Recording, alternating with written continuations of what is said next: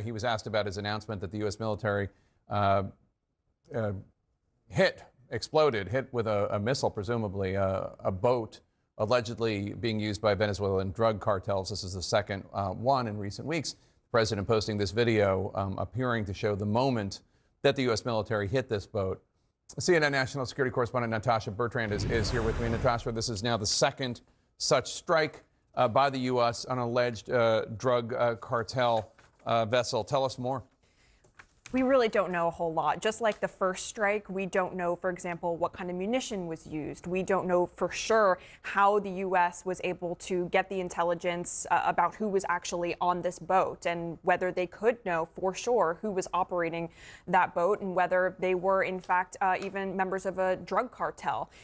There is a lot that still needs to be disclosed about these military operations against these boats that are in the Caribbean, because even when they were briefing Congress last week, the Department of Defense, they were not able to definitively tell lawmakers and staffers that the targets of these operations were definitively members of that drug cartel that the president has designated as a foreign terrorist organization, Tren de Aragua.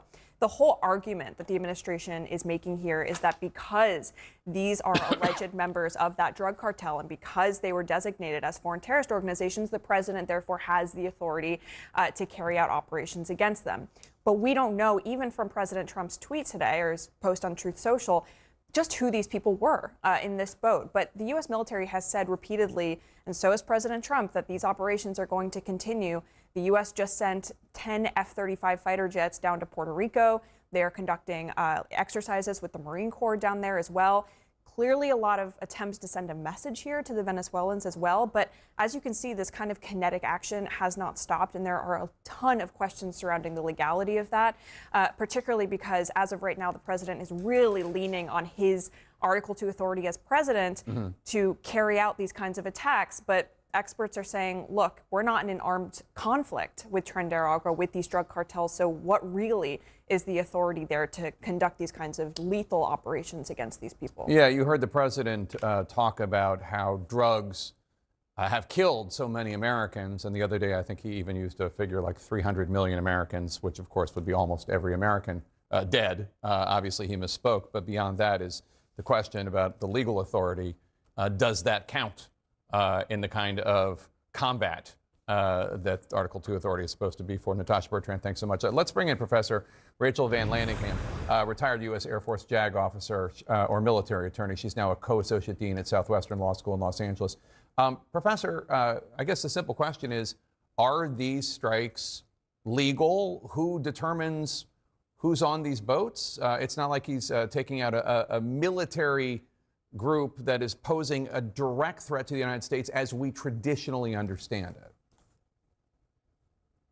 Thank you, Jake. Thanks for having me. The lack of transparency by the administration when they're using lethal force in the American people's name in a very unique manner is deeply troubling.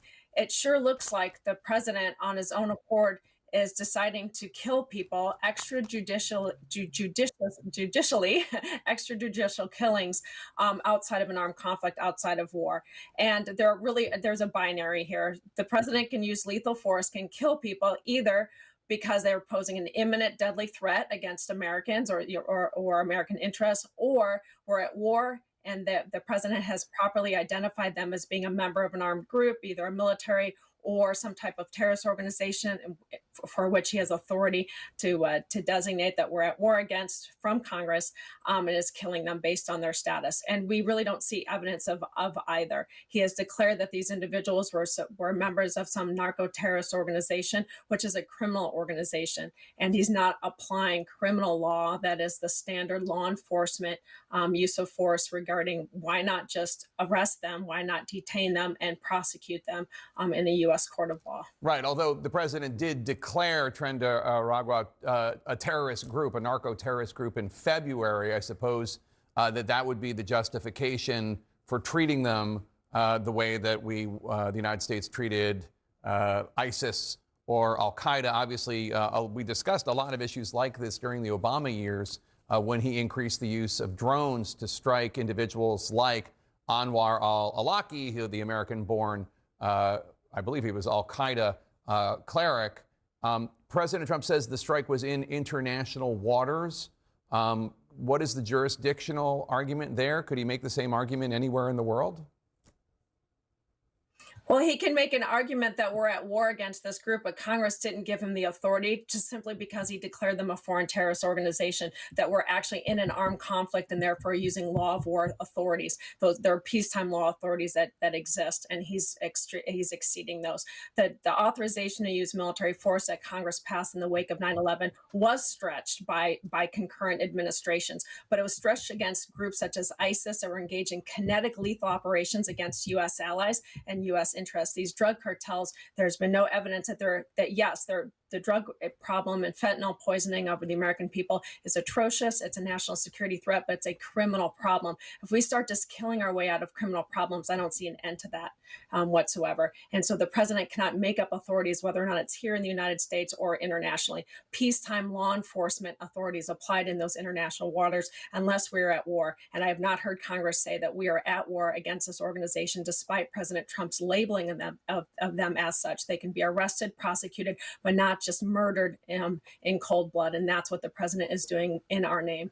All right. Very interesting stuff. Fascinating debate. Professor Rachel Van Landingham, thank you so much for your time.